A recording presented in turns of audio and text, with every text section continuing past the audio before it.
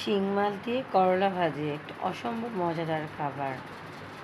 প্রথমে আমরা শিং মাছটাকে ভালো মতো তেল দিয়ে ঝুরঝুরা করে নিব। যখন এটাকে ঝুরঝুরা হয়ে যাবে তার মধ্যে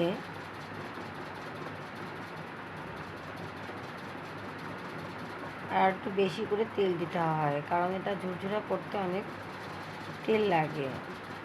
এই দেখেন প্রায় হয়ে গিয়েছে। তার মধ্যে করলা, আলু, পেঁয়াজ, কাঁচামরিচ একসাথে কুচি করে ধুয়ে দিয়ে দিতে হবে।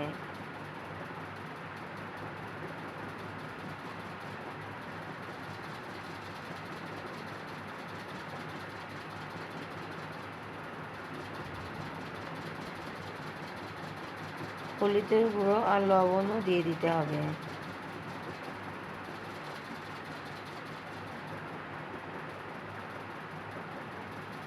তারপর এটাকে ভালো মতো ভাজা ভাজা করে নিলেই তৈরি হয়ে যাবে মজাদার শিং মাছের ডিম দিয়ে করলা ভাজি।